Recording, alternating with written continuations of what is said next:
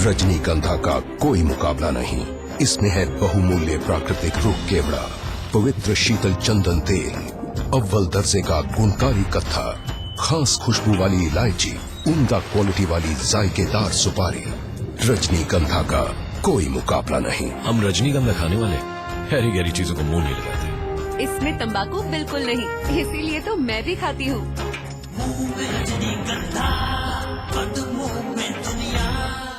बड़ा खूंखार है वो देशद्रोही, नापाक गद्दार है वो देशद्रोही, राक्षस से कम नहीं है वो देशद्रोही, आपके इर्द गिर्द ही है वो देशद्रोही।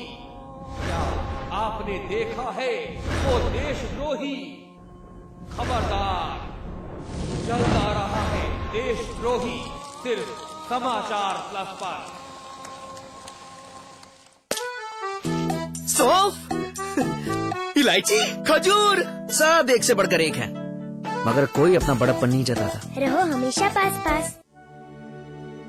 स्वाद बड़ी चीज है, स्वाद से बढ़कर कुछ नहीं। तुलसी सादा पान मसाला।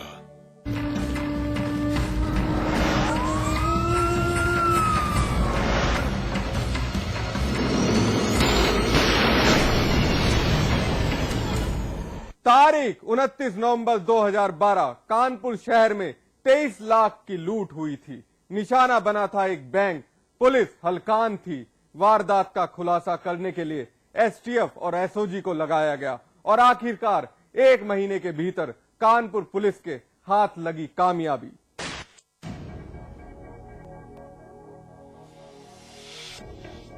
कानपुर पुलिस गिरफ्त में खड़े ये नकाबपोश। पुलिस काफी चौड़ी दिखाई दे रही है, होना भी चाहिए। पुलिस के लिए सरदर्द जो बने हुए थे, इनके कारनामों का हम खुलासा करेंगे। उससे पहले जरा एसएसपी साहब की मेज पर नजर डालिए। बंडलों में बंधे 19 लाख रुपए, 2 तमंचे, 1 मोबाइल।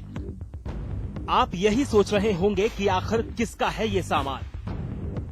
तो चलिए मामले को तफसील से बयां किया जाए।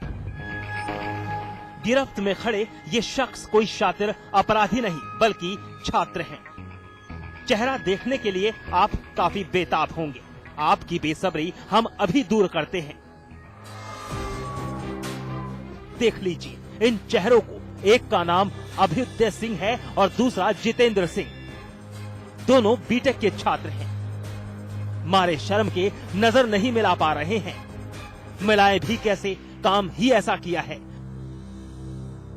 जिन 19 लाख को आप देख रहे हैं वो लूट के रुपए हैं, जिनको अभ्युदय और जितेंद्र ने अपने दोस्तों के साथ मिलकर अंजाम दिया था। गहन मेहनत करने के बाद एक बहुत ही सेंसेशनल केस में सफलता प्राप्त हुई है।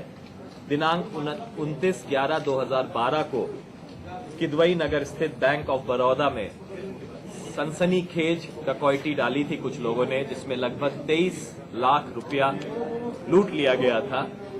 उस केस को वर्कआउट करना एक बहुत बड़ी चुनौती कानपुर पुलिस के समक्ष थी। उस चुनौती को स्वीकारते हुए आधुनिक तकनीक का यूज करते हुए कानपुर पुलिस ने ये केस को सॉल्व किया है। ये सनसनीखेज वारदात किदवई नगर थाना के बैंक ऑफ बड़ौदा में अंजाम दी गई थी। आपको जानकर बेहद हैरानी होगी कि लूट की इस वारदात को अंजाम देने के लिए हॉलीवुड की जानी मानी फिल्म ओशियन 11 देखकर बैंक लूटने की साजिश रची गई थी।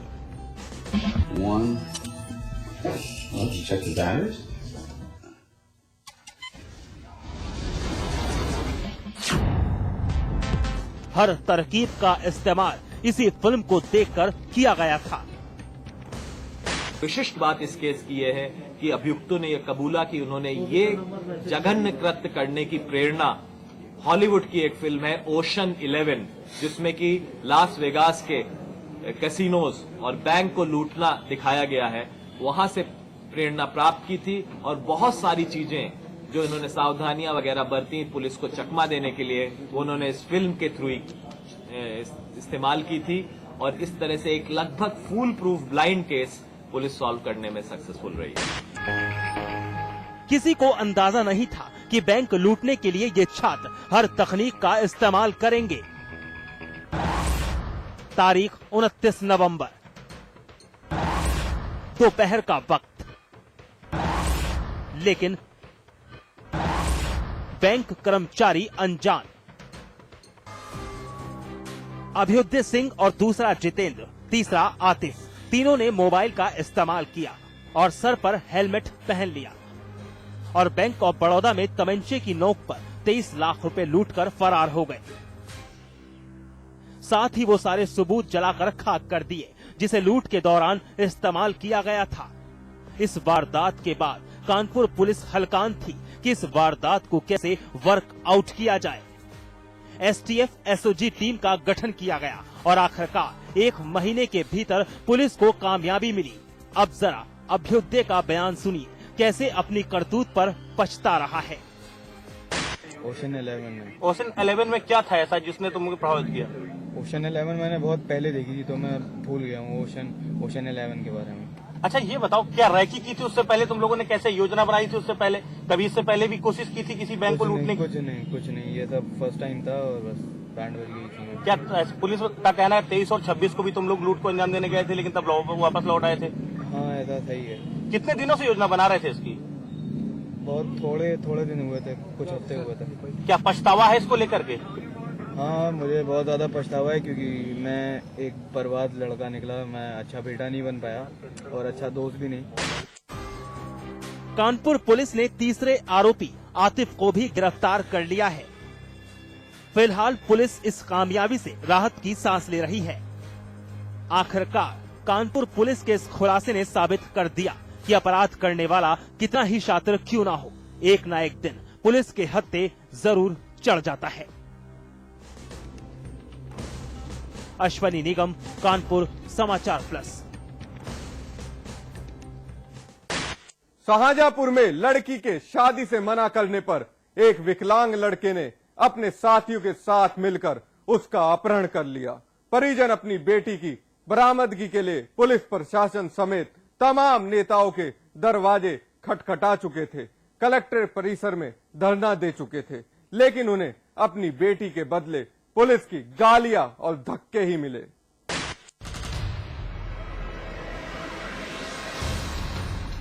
अपनी बेटी की तस्वीर के साथ खड़ी ये मां पिछले 1 महीने से अपनी खोई बेटी के लौटने का इंतजार कर रही है। शाहजहांपुर में रहने वाले इस परिवार ने अपनी बेटी की तलाश में एक नहीं बल्कि कई दरवाजे खटखटाए, लेकिन हर दरवाजे से उन्हें सिर्फ निराशा ही हाथ लगी। इंटर कॉलेज में चतुर्थ श्रेणी के कर्मचारी के तौर पर काम करने वाले सुखपाल की 17 साल की बेटी आशा को उसके ही घर से अगवा कर लिया गया है, लेकिन पुलिस अब तक आशा को बरामद नहीं कर सकी है। सुखपाल के मुताबिक जितेंद्र नाम का उसका एक परिचित आशा के साथ शादी करना चाहता था, लेकिन जितेंद्र के विकलांग होने की वजह से सुखपाल ने शादी से इनकार कर दिया। सुखपाल के इनकार के बाद जितेंद्र ने आशा को अगवा करने की धमकी दी। आशा के अगवा हो जाने के बाद परिजनों का आरोप है कि जितेंद्र ने ही अपने दोस्तों के साथ मिलकर आशा को घर से अगवा किया है। जब आँख खुली तो वहाँ नीचे देखा उसका दुपट्टा पड़ा हुआ देखा और वहाँ चप्पल भी पड़ी थी, वहाँ माची भी पड़ी थी।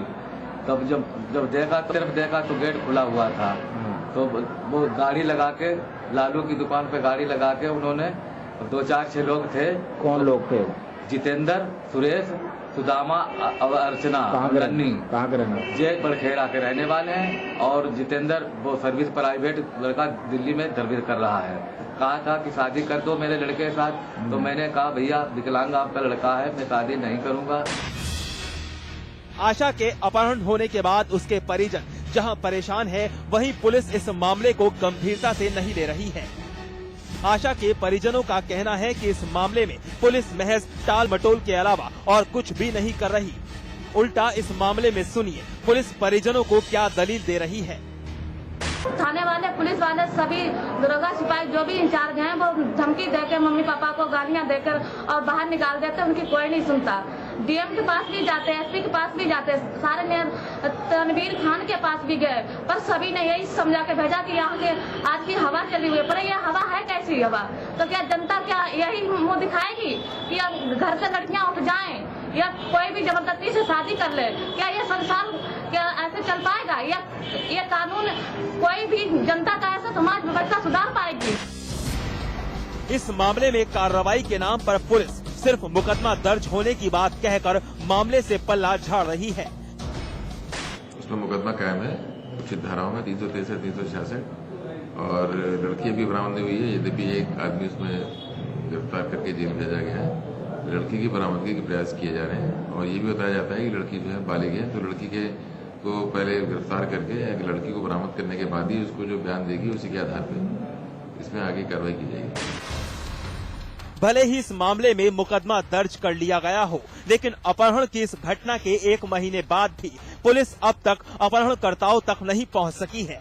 लिहाजा इस मामले में पुलिस के इस रवैये से पुलिस की कार्यप्रणाली पर बड़ा सवाल खड़ा हो गया है। आशुतोष शर्मा, शाहजहांपुर, समाचार प्लस। एनकाउंटर में आज बस इतना ही, लेकिन हमारी आपसे एक अपील, मुस्तैद रहिए। जुर्म की हर उस दस्तक को सुनिए जो कभी भी आपकी दहलीज पर दस्तक दे सकती है। नमस्कार।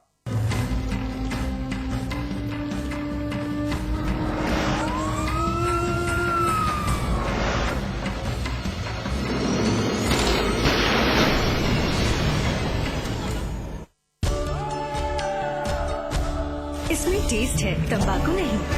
आप भी आजमाइए रजनीगंधा। रजनीगंधा। सूरज निकलने से पहले हम निकल जाते हैं काम पे। क्यों? किस लिए? अपने बच्चों के लिए और बच्चों की माँ के लिए भी।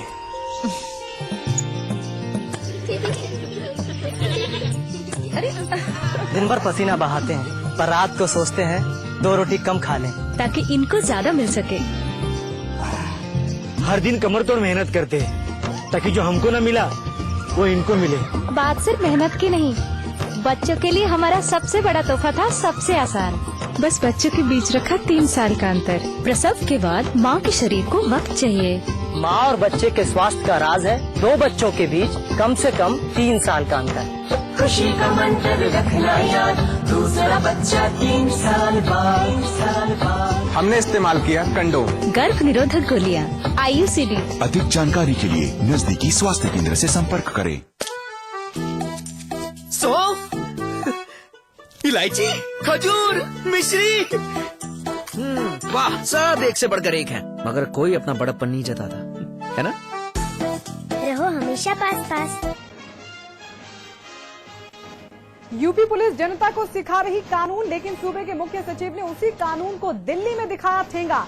काले शीशे वाली कार में पीएमओ पहुंचे मुख्य सचिव उस्मानी।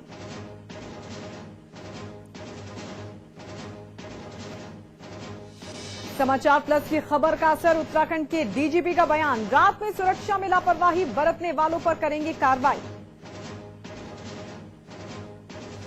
अमरोहा में स्कूल टीचर से गैंग रेप, फतेहपुर में 7 साल की बच्ची की रेप के बाद हत्या, मुजफ्फरनगर में बंधक बनाकर युवती से गैंग रेप, लेकिन ताबड़तोड़ वारदातों के बाद भी नहीं टूट रही सरकारी नींद। यूपी के डीजीपी ने लिया राज्य सरकार को खत, रेप के लिए मांगा कड़ा कानून, रेप के बाद हत्या के मामले का रेयरेस्ट ऑफ रेयर मानकर हो फैसला। गोरखपुर में योगी आदित्यनाथ के खिलाफ केस दर्ज करने को लेकर हंगामा, बीजेपी कार्यकर्ताओं के साथ कमिश्नर से मिले योगी आदित्यनाथ, पिपराइच थाने के एसओ के खिलाफ कार्रवाई की उठाई मांग। आजम खान का बयान, कुंभ की बुनियादी व्यवस्था में खामी हो तभी शिकायत करें शंकराचार्य। स्वरूपानंद सरस्वती की प्रतिक्रिया, इन मामलों में आजम को बोलने का हक नहीं।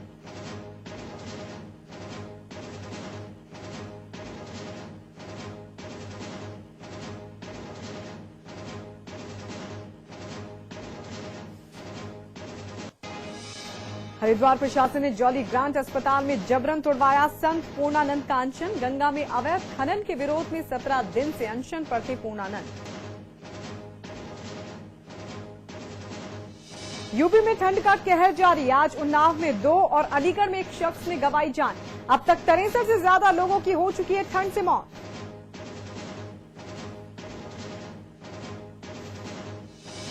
और अहमदाबाद के दूसरे T20 मैच में भारत ने पाकिस्तान को हराया। रोमांचक मुकाबले में 11 रन से दी मात। युवराज बने मैन ऑफ द मैच।